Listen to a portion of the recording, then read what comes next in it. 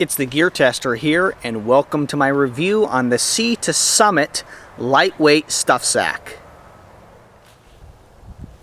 I find that stuff sacks like this Sea to Summit 13-liter lightweight stuff sack or dry bag are extremely useful, and I've used a number of them.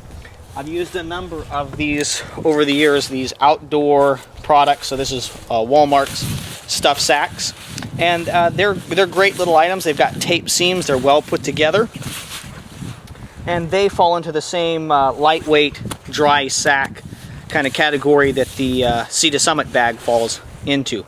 But by far the Sea to Summit bags are better quality, and you can see that by the quality of the straps and the snaps that are used in the bag here.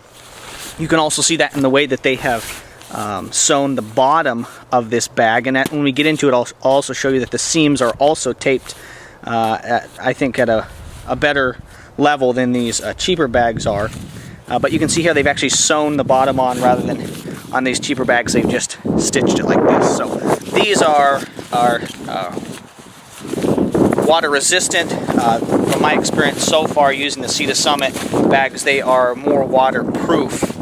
At least the lightweight version are more waterproof than these cheaper bags here. So one of the reasons that I like the idea of using stuff sacks like this one or others is they're going to do a couple different things for you. The Sea to Summit stuff sack or dry sack is technically what it's called. It's going to keep your gear and equipment dry. If it rains unexpectedly, maybe you're backpacking into a place and it starts to rain, you don't have the opportunity to set up camp as quickly as you thought you were going to, or you've got to hike out and it's raining, it's going to keep your gear dry. And that's the first, I think, most obvious use for a dry sack like this 13-liter one from Sea to Summit. It's going to keep things dry.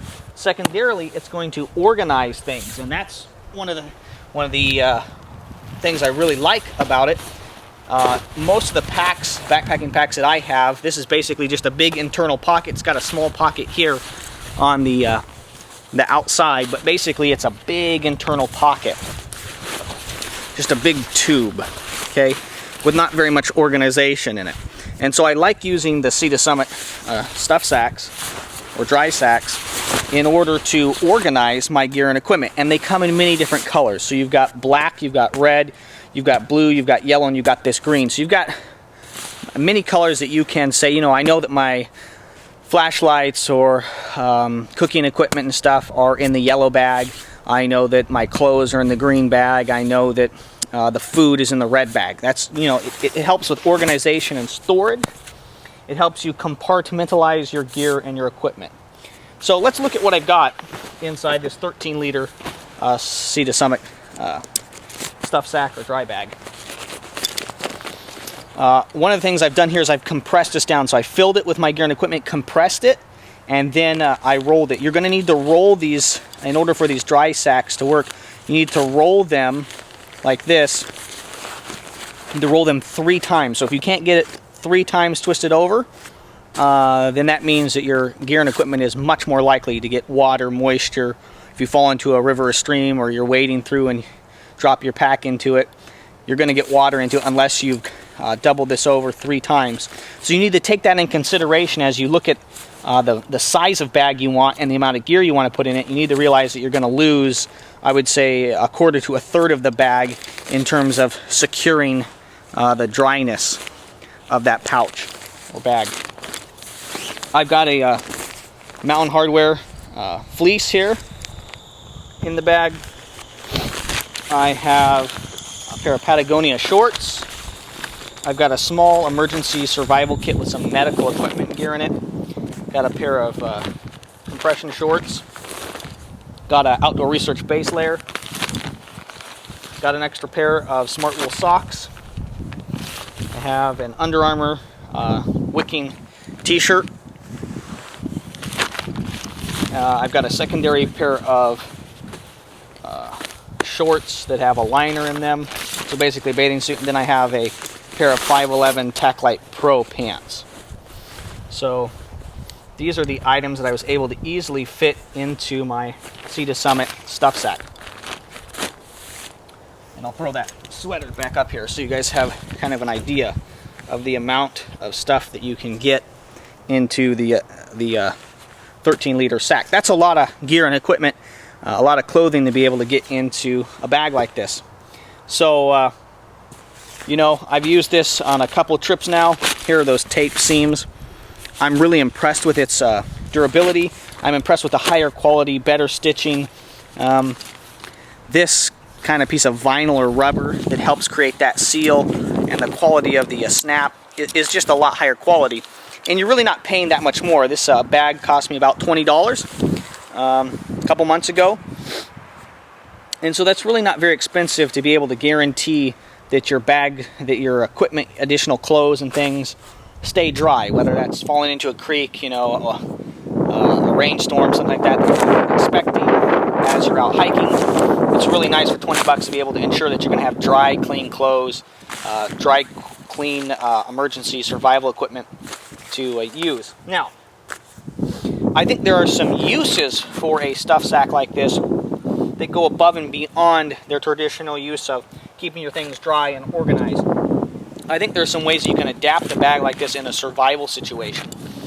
And so the first one that I see is using it to, because it's semi-waterproof, okay, using it as an emergency water container. So whether you're needing to gather water and then you're going to filter that later, or whether you are simply carrying water to do something like put out a fire, or you've decided you just need to hike out, you got to get out, and maybe other containers or bottles have been broken, lost, damaged. You know, you can fill this thing up, and I think that you would find that it would leak a little bit out of these seams, but that it would hold water for a significant period of time, and it would be able to be used for an emergency water container. The other thing that I think you could use it for is you could fill this sack with air,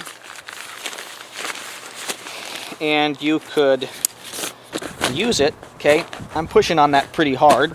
You could use it as an emergency flotation device, and the keyword there would be emergency. This is not something I would count on, depend on, use regularly, but if you had to, for instance, let's say you tipped out of your canoe, something like that, down some rapids, you lost your gear and equipment, somehow you had this bag, I would find a way to increase my flotation ability by getting my clothes out of it and maybe getting rid of that gear and then just using it as emergency flotation. You could also use it if you needed to ford a stream or a river, you were unsure about its depth, you could use it as a flotation device for that kind of a situation too. You could grab it, you could tie it to yourself, and you might even be able, with some gear and equipment in it, to still use it as a flotation device and use it to keep your gear and equipment dry. Again, that's not something I do regularly, but in a pinch, I think you could use this Sea to Summit bag for both emergency water container and emergency flotation device. So I would definitely recommend the Sea to Summit lightweight dry sack to you. It is different than their other dry bags, and this is kind of like a very fine, almost windbreaker style material. It is different than their dry bags, and I know that I've referred to this as both a dry sack and a dry bag during this review, but as I conclude the review here, this is their lightweight dry sack. It's not their dry bags.